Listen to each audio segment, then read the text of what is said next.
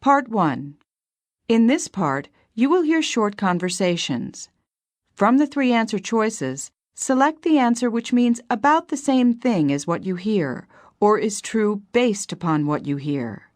For example, listen to the conversation. Let's go to the football game. Good idea. I don't want to stay home. The correct answer is B. For problems 1 through 15, mark your answers on the separate answer sheet. No problems can be repeated. Please listen carefully. Do you have any questions?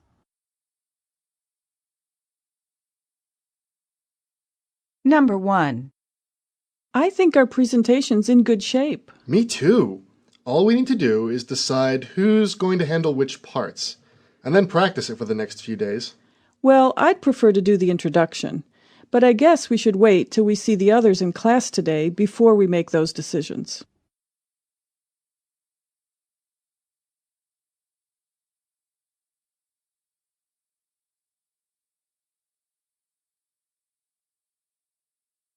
Number 2. Did you hear about what's happening downtown? I know they were going to build a new parking garage. Yeah, but it'll mean the theater gets torn down. Oh no! Then we'll have to drive all the way out to Edison to go to a movie.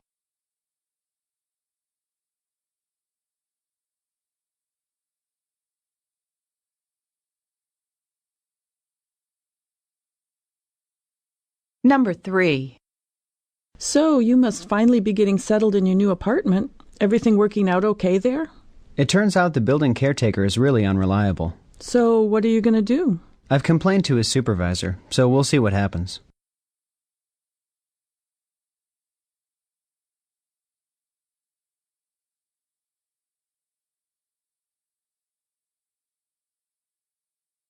Number 4. Come in, Mary. What can I do for you?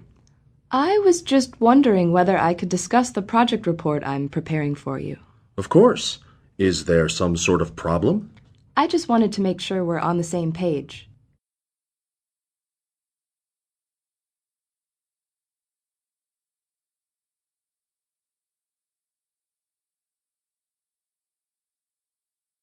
Number 5.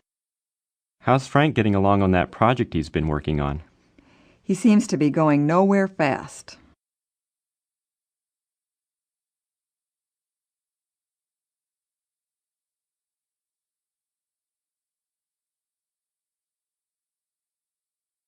Number 6.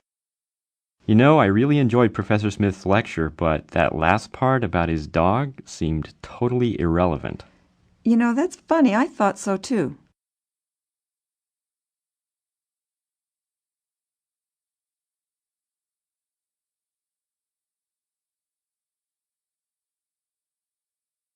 Number 7. I wonder what kind of changes might happen when the new manager takes over. I'd rather not speculate about things I have no control over.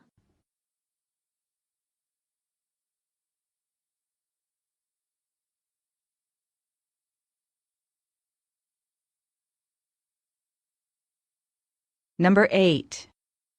Professor Jenkins, would it be all right if I left class a little early today? Well, I suppose so. I was kind of hoping I'd be able to get my assignment back today. I don't suppose... I have them right here.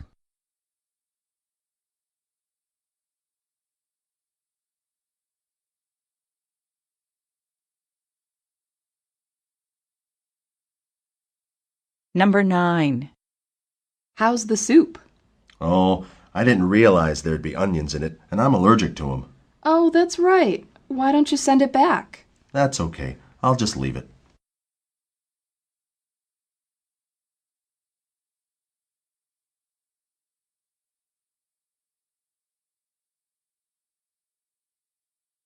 Number 10. So, you have your 25th high school reunion coming up? Yeah, I'm really looking forward to it. Do you keep in touch with many of your old friends? Yep, we have a reunion every 5 years, and I haven't missed any.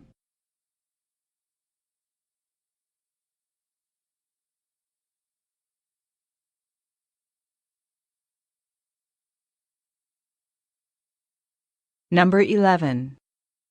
Do you think you're going to take that job in New York? Well, maybe. It sounds great, but I'm not sure I can take the commute.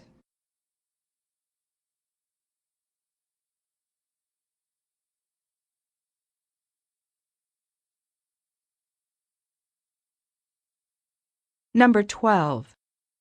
Did you get hold of that book we need for history class? The bookstore was all out, but a guy in my dorm took the class last year and let me have his old copy. Great.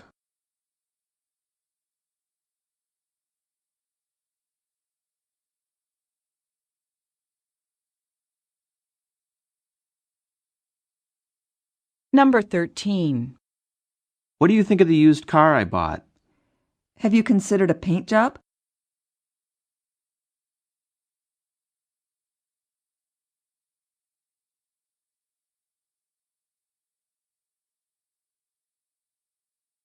Number 14.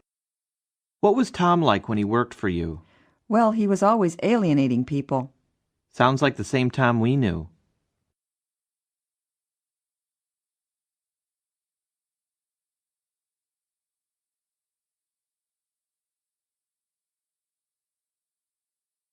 Number 15.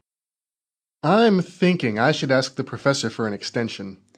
That'd be better than just handing the paper in late, or rushing through it and turning in something that wasn't well thought out.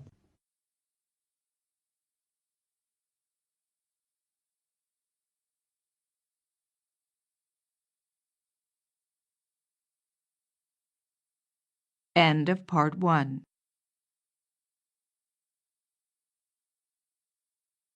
Listening Test, Part 2. In this part, you will hear a question. From the 3 answer choices given, choose the one which best answers the question. For example, listen to the question.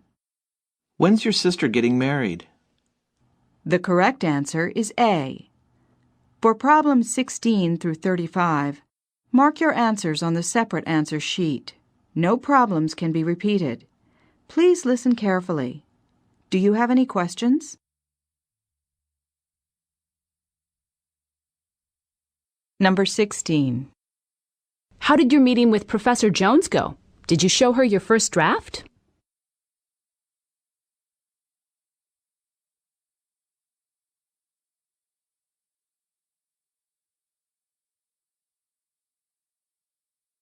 Number 17.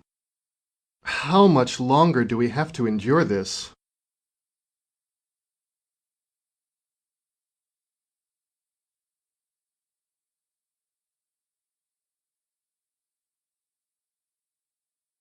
Number 18.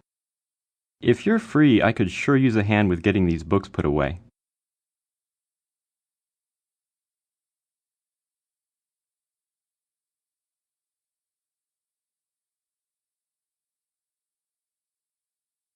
Number 19. I'd like to start the meeting by getting all of your reactions to the director's proposal.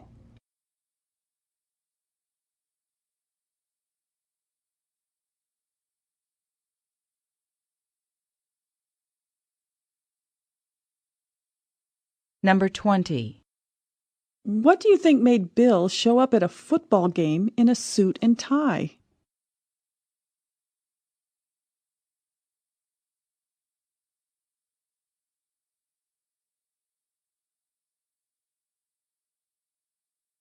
Number 21.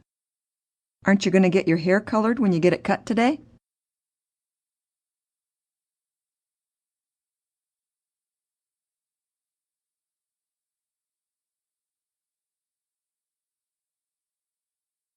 Number 22. So, Eric, have you tried out your new sailboat yet?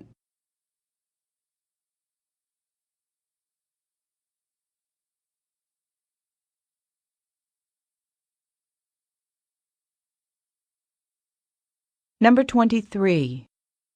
I think I was charged too much for that last item. Could you please double check?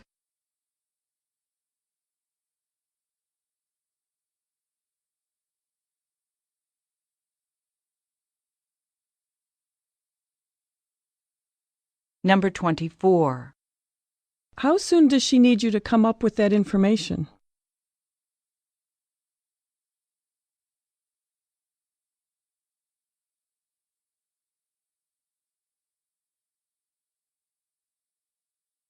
Number 25.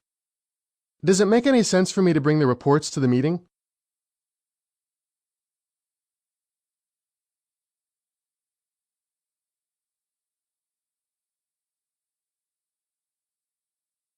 Number 26. Is there any way I can find out how much the tax is going to be beforehand?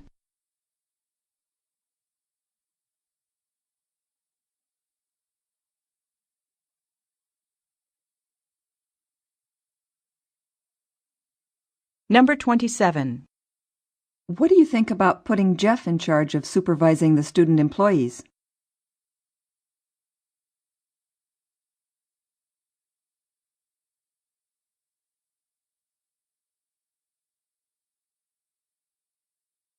Number 28. Would it be all right if I met you at the theater instead of picking you up at your apartment?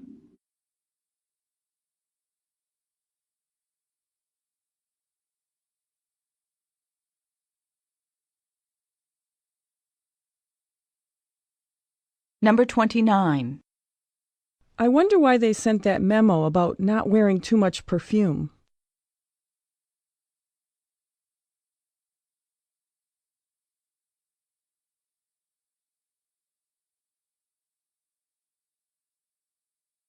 Number 30.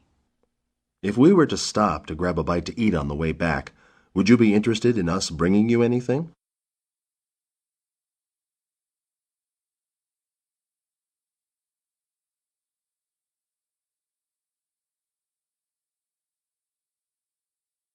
Number 31.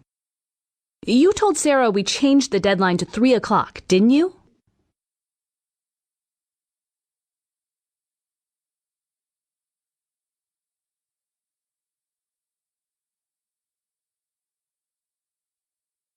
Number 32. Are you finished picking up? 'Cause Jim said he'd be here soon.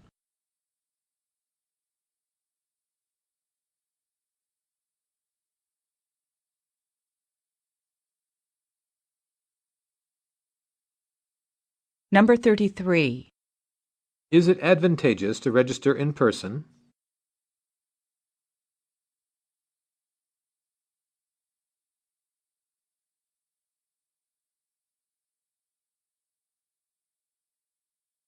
Number 34. Did Jenny say the training was mandatory?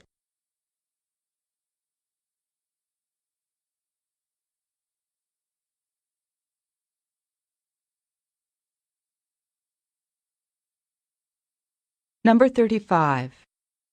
Did you want to work on that assignment together soon?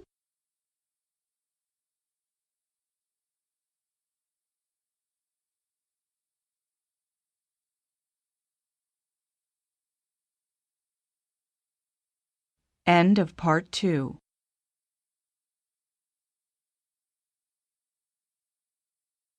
Listening Test, Part 3. In this part, you will hear 3 short segments from a radio program.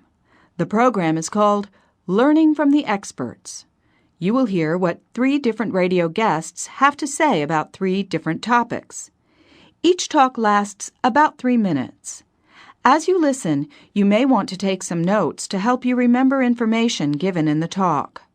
Write your notes in this test booklet. After each talk, you will be asked some questions about what was said. From the 3 answer choices given, you should choose the one that best answers the question according to the information you heard. Remember, no problems can be repeated. For problems 36 through 50, mark all your answers on the separate answer sheet. Do you have any questions? Now you will hear the first segment. Many species of birds that live during the summer months in North America migrate south in the fall to Central and South America, where there is a more plentiful food supply. Sadly, however, for many of these migratory birds, their flight is extremely dangerous, for a reason you may not have thought of before. Tall, well-lit city buildings can pose a big problem for these birds. Susan Smith reports. We've all heard of birds crashing into windows, but why is it so much worse during migration? In Chicago, a team of conservationists has been monitoring different skyscrapers in the city and keeping track of how many birds have died from flying into each of the buildings. This has led to an important discovery that could reduce the number of birds that smash into tall buildings. Ecologist Peter Brown has been studying what's happening with the birds. To understand the problem, it helps to know a bit about the migratory habits of birds and how they navigate. Many species of birds, particularly those that are insect eaters, migrate at night, and they use the stars and constellation patterns as a guide. But the bright lights of tall city buildings can cause unusual behavior. Because they're so bright, they actually obscure the starlight, which in turn throws the birds off course. Then the birds either fly right into lit windows or the building itself. In some cases, birds become so disoriented that they fly around in circles and eventually die from exhaustion. Brown and his colleagues have used the results of their study to propose a solution to reduce the number of birds that die. It incorporates their observation that different kinds of lighting have different effects. That's right. There are two sources of building lights. One is the interior lighting that shines out through the windows, and the other is exterior lighting. Many skyscrapers and other large buildings are illuminated at night with really bright floodlights. Both light sources are confusing to the birds, but we think it's the second kind, the exterior lighting, that is especially lethal because it can completely overpower natural starlight. It's not realistic to expect all building lighting to be turned off at night. After all, a little lighting both inside and outside is needed for security. But we have been able to get many building managers to voluntarily turn down their bright exterior floodlights during the migration seasons. This will save tens of thousands of birds from dying. Building managers who volunteer to darken their buildings are taking responsibility for protecting wildlife. The efforts in Chicago have been duplicated in other large cities, including Toronto. If other cities follow suit and eliminate their killer lights, more birds may safely get to where they need to go.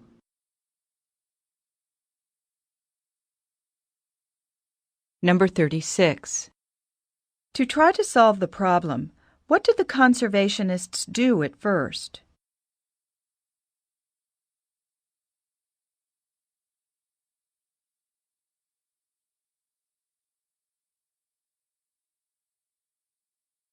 Number 37. According to the report, in addition to flying into buildings, what may happen to confused birds?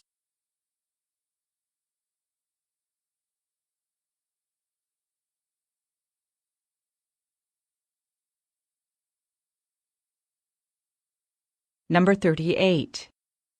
Which source of lighting from buildings is most dangerous to birds?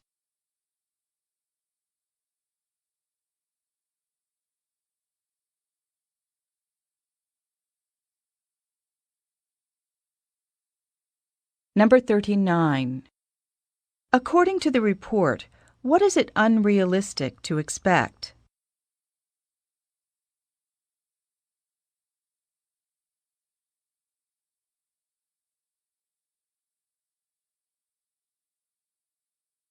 Number 40.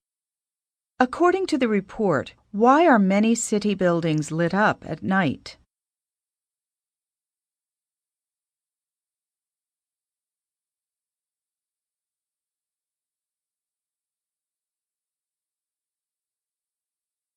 Now you will hear the second segment.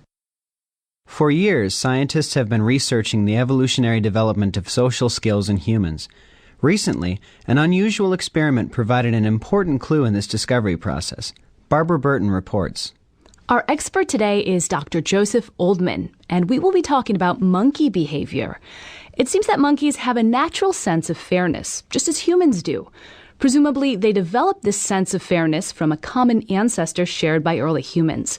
Without it, probably neither humans nor monkeys would be able to survive in social groups, because a sense of fairness is essential to cooperation. Dr. Oldman, what can you tell us about this research?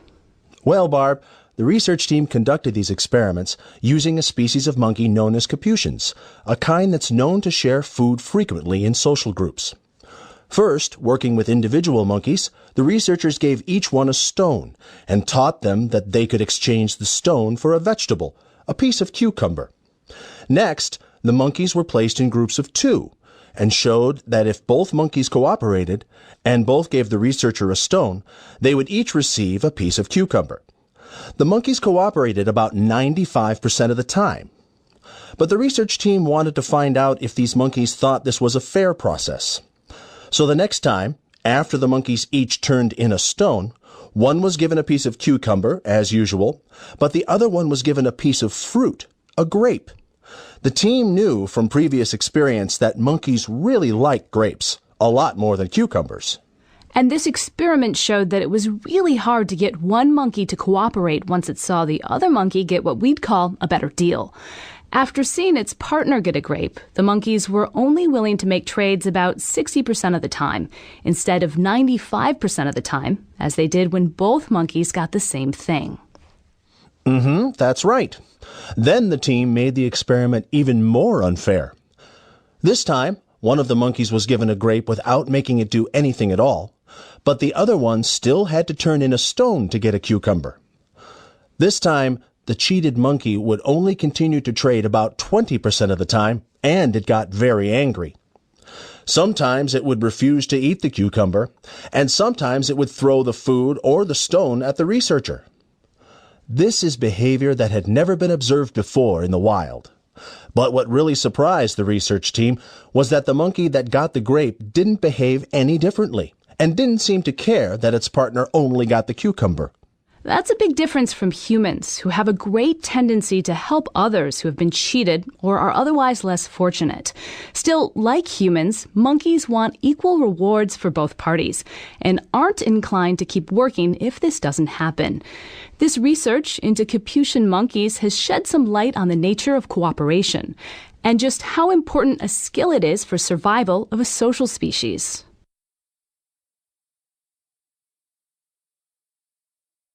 Number 41. What do the speakers say helps monkeys and humans survive in social groups?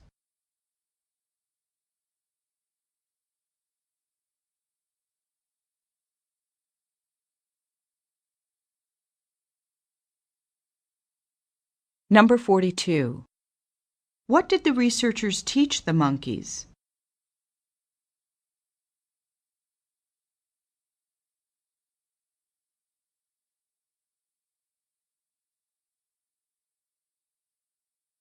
Number 43.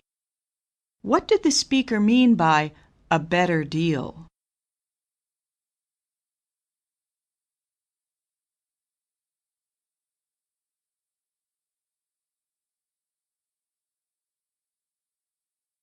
Number 44. What did the monkey who got the cucumber do when it saw its partner get a grape in trade?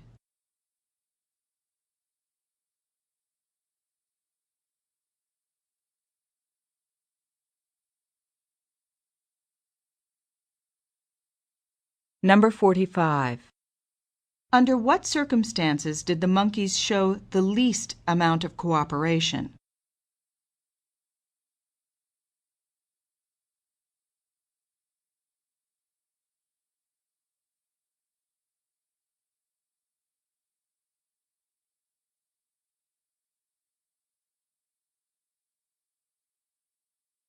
Now you will hear the third segment. You've probably listened to a recording of music recently, maybe on a CD, or even on your personal computer. But before these kinds of digital media were commonly used, audio recording was done on cassette tapes and vinyl records. And now, material recorded in these pre-digital formats is in danger of disappearing forever. However, a recent collaboration between particle physicists and music archivists at the Library of Congress may change that. We go now to our correspondent, Mary Brown, who is talking with Dr. Peter Rasmussen. One day, Dr. Rasmussen, a particle physicist, heard a news story on the radio about preserving valuable old audio recordings, both music and spoken word recordings from over 100 years ago. Originally, vinyl was thought to be a reliable, long-lasting material for capturing sound. But it turns out that the material deteriorates due to age. In addition, to play the old vinyl records, a needle must move along the tiny grooves in the record to produce the sound. Each time an old recording is played, the needle damages it even more. So, Dr. Rasmussen, how can your work as a particle physicist help solve this problem? Well, it occurred to me that if we could use a computer to digitally map the grooves on the vinyl records, we could preserve the sound material indefinitely. In my work as a physicist, I use optical scanners. I thought that by using an optical scanner, we could create a two-dimensional digital map or image of the tiny grooves in the vinyl record. Then, using computer software, we can convert this image into a digital sound file. So we tried this on an old recording from 100 years ago and found it not only preserved the audio material, but allowed us to clean it up as well. Once it was in digital format, we could get rid of unwanted background noises in the recording. It sounded even better than the original recording. This discovery will be of enormous benefit to the Library of Congress archivists. They have over 2 million recordings of music and spoken word, like presidential speeches and debates that need to be preserved. While the new technology has great potential, it's still a very slow process, isn't it? Yes, it is. In our initial attempt to preserve a recording, we found it took about an hour to scan in just 1 second of sound. So obviously we need to work on speeding up the process. What we hope to develop is something like a copy machine for old recordings. Once the digital maps are made, they can be kept forever. This is a particularly exciting thought for archivists and researchers around the world. That's great. Audio material, both music and spoken word, provides valuable insight into the cultural heritage of a country. I'm sure that music historians are also excited to see the potential for this new technology to recover damaged or worn-out records.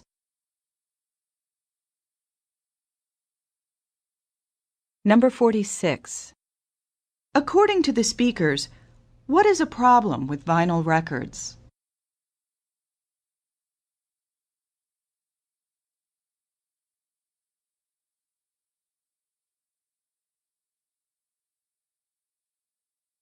Number 47. What is the main advantage of Dr. Rasmussen's process?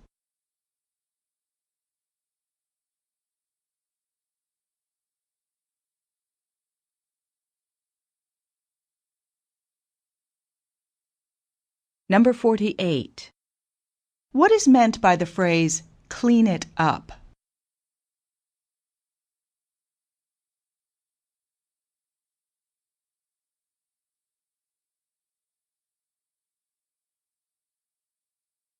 Number 49. According to Dr. Rasmussen, what is a problem with the new technology?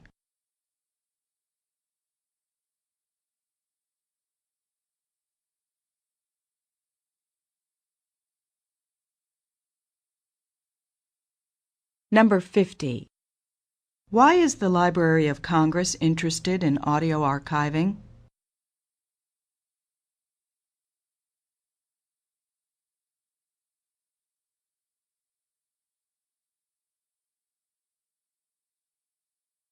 End of the listening test.